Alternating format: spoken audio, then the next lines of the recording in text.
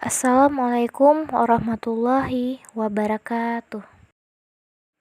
Perkenalkan, nama saya Nur Akmal, NIM 2021-27004, dan perkenalkan rekan saya yang bernama Afazatul Abu Aini, NIM 2021-27006. Kami dari jurusan Manajemen Pendidikan Islam, Unit 1 Fakultas Tarbiyah. Di sini, saya dan rekan saya akan membahas mengenai sejarah dan paham aliran Khawarij. Pertama, saya akan membahas mengenai sejarah perkembangan Khawarij. Khawarij diartikan sebagai sekelompok orang yang memiliki pemikiran sendiri serta cenderung menyimpang dari kebanyakan masyarakatnya. Khawarij adalah bentuk jamak dari kharijis, kharijitis, merupakan kelompok awal sektaran Islam dan menjadi pembebas. Khawarij juga berasal dari kata kharaja yang berarti keluar. Kelompok ini mendukung Sayyidina Ali sebagai pemimpin ketiga terbesar dalam agama Islam. Namun, Khawarij bukan bagian dari Sunni maupun Syiah. Khawarij datang sebagai bentuk eksistensi dari fitnah yang besar pada tahun 656 dan 661 Masehi. Mereka kemudian memutuskan untuk melawan Sayyidina Ali pada saat terjadinya persekongkolan dengan Muawiyah. Puncaknya adalah kematian Sayyidina Ali yang meninggal pada tahun 661 Masehi di Masjid Kufa karena tusukan pedang oleh kaum Khawarij. Khawarij yang menjadi salah satu aliran dalam Islam yang mengalami sejarah perkembangan yang cukup panjang, mengingat awal mula munculnya golongan ini ada di masa kekhalifahan. Bahkan benih-benih kemunculan Khawarij telah nampak pada zaman Rasulullah SAW. Aliran ini muncul dan meresahkan dunia sebab propaganda ideologi mereka yang tergolong ekstrim dan radikal. Pada perkembangannya, banyak kalangan memprediksi kaum Khawarij tidak ada lagi. Namun, Khawarij meninggalkan prototip yang menjadi basis dan pondasi dalam melancarkan doktrin radikal kepada umat Islam. Seiring dengan perubahan zaman, pola pergerakan Khawarij juga berubah dan bergeser dari cara konvensional menuju cara yang lebih modern dan praktis. Cara yang lebih modern dan praktis dapat ditelusuri melalui media sosial seperti WhatsApp, Twitter, dan Facebook dengan melacak akun ekstrim dan mengetikkan kata kunci yang erat kaitannya dengan radikalisme. Meskipun pemerintah telah menyusun dan mengesahkan Undang-Undang ITE yang di dalamnya mengatur segala perilaku elektronik para netizen, fenomena ujaran kebencian, penyebaran hoaks, dan propaganda lain yang sering ditemui di media sosial adalah kemunculan peristiwa tersebut dari banyak kasus propaganda lainnya. Oleh sebab itu, penting bagi pengguna media sosial untuk memahami pergerakan kaum Khawarij milenial di media sosial. Khawarij zaman sekarang tidak jauh berbeda dengan Khawarij zaman dulu. Walaupun sampai hari ini kelompok Khawarij sudah tidak ada, namun warisan mereka berupa paham radikal telah berkembang menjadi kelompok-kelompok lain yang mempengaruhi pola pikir sebagian umat Islam. Sebagian dari kelompok ini ada yang memahami Al-Quran dengan baik dan taat beribadah. Namun, secara batin mereka telah terpapar ekstremisme, radikalisme, dan keyakinan-keyakinan yang merusak kerukunan umat Islam. Khawarij milenial lebih sering merasa benar dan kerap sekali menyalahkan, suka mencaci maki orang yang berbeda pandangan politik. Kelompok Khawarij yang awalnya kecil, kian lama membesar sehingga kurun Ramadan Syawal 38 Hijriah atau 658 Masehi, jumlah kaum Khawarij mencapai 12.000 orang. Baik, selanjutnya kita akan membahas tentang paham aliran Khawarij. Khawarij ini sangat berpegang teguh pada pendirian bahwa agama ialah apa yang sudah diberikan, Islam adalah apa yang sudah diamanahkan, Al-Quran ialah apa yang sudah diwahyukan, wahyu ialah apa yang diturunkan, dan Tuhan adalah kebenaran mutlak. Kemunculan Khawarij sebagai sebuah golongan terjadi sesaat ketika sebagian pasukan Ali yang menolak hasil tahkim dan keluar dari delegasi Ali. Khawarij memiliki garis politik yang keras dalam menyikapi tahkim antara Ali dan Muawiyah. Khawarij menganggap bahwa tahkim tidak sesuai dengan hukum Allah Subhanahu wa taala. Oleh karena itu, pihak-pihak yang menyetujui tahkim dianggap kafir.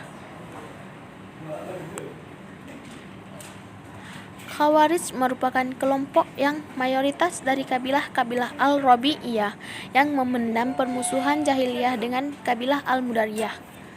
Tetapi identitasnya telah berkurang dengan kehadiran Islam. Khawarij berpendapat bahwa pemimpin adalah berdasarkan pilihan yang dipilih haruslah orang yang berkualitas terbaik. Akan tetapi, walaupun sang pemimpin memiliki kualitas terbaik dan bersedia pula berjuang membela kepentingan bersama, kaum Khawarij memiliki pandangan demokratis dalam masalah kekhalifahan pasca wafatnya Rasulullah.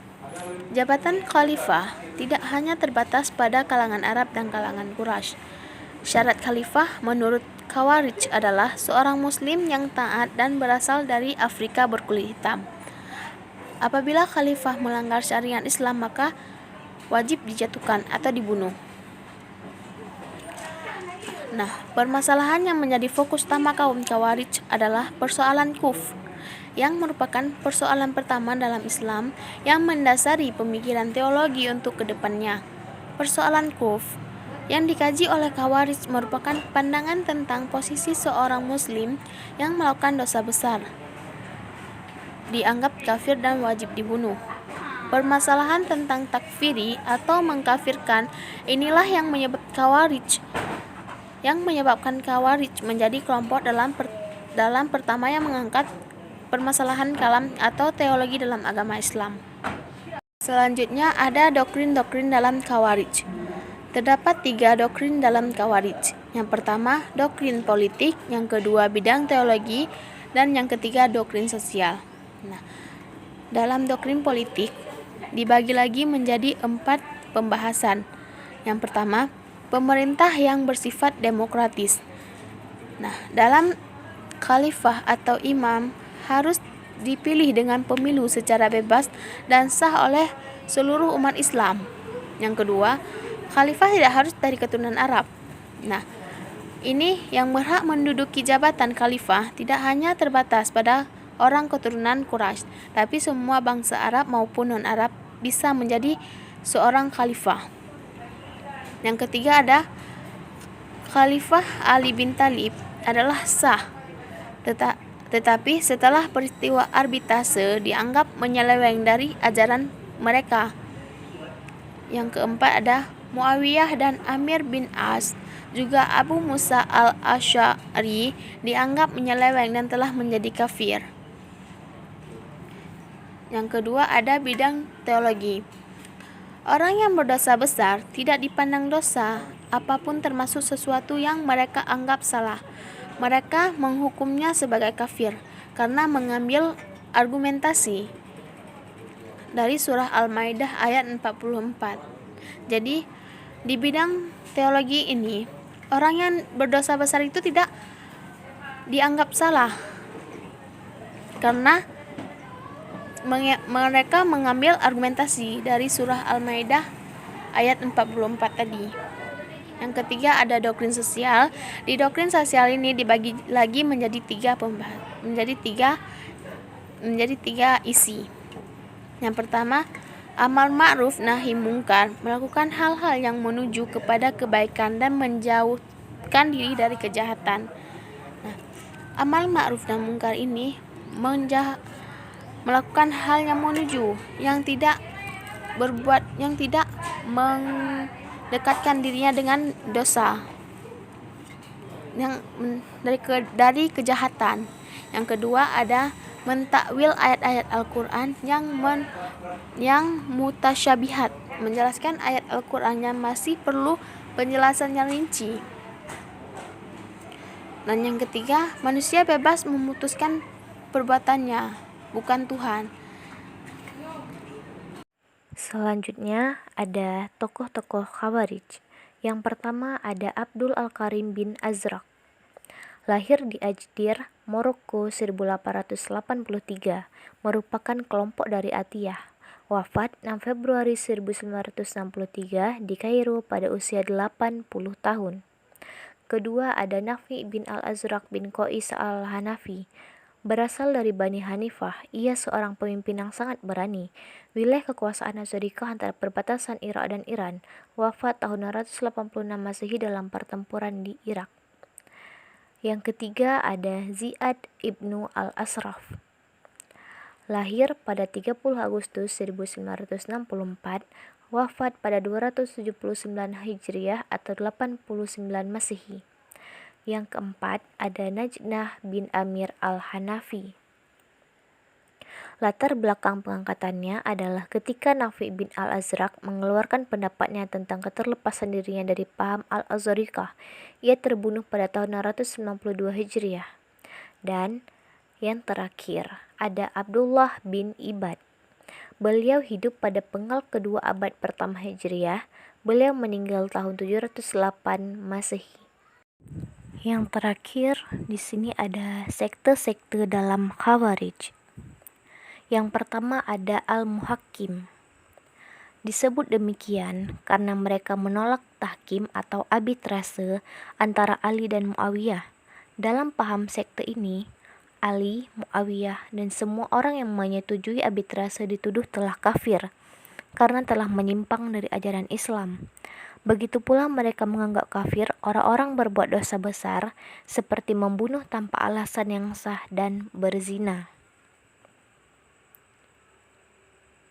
Yang kedua ada Al-Ajaridah, yaitu pengikut Abdul Al-Karim bin Ajrad. Yang membedakan sektenya adalah pandangan mereka lebih modern, di mana orang lain tidak wajib hijrah ke wilayah mereka, tidak boleh merampas harta peperangan kecuali harta orang mati yang terbunuh. Anak kecil tidak dianggap musyrik. Surat Yusuf dipandang bukan dari Al-Quran karena tidak layak memuat cerita percintaan. Yang ketiga ada Al-Azarikah. Kelompok ini mengkafirkan Ali bin Abi Thalib. Orang-orang tidak mau berperang dengan mereka karena menganggap mereka musyrik, menolak hukum rajab bagi yang berzina. Yang lebih parah lagi, mereka menganggap Allah mengutus seorang nabi tersebut kafir. Yang keempat ada Al-Najadan. Bagi mereka menyembunyikan identitas keimanannya demi keselamatan dirinya diperbolehkan. Bagi mereka dosa kecil dapat menjadi besar jika dikerjakan terus-menerus. Yang kelima ada Al-Syafariyah. Pendapat yang penting adalah istilah atau kafir mengandung dua arti, yaitu kuf al-hikmah atau mengingkari nikmat Tuhan, dan kuf bi Allah mengingkari Tuhan. Taqiyah hanya boleh dalam bentuk perkataan, bukan perbuatan. Yang keenam ada Al-Ibadiyah. Aliran ini paling dekat dengan Sunni dan berpandangan jauh lebih toleran dengan aliran Khawarij.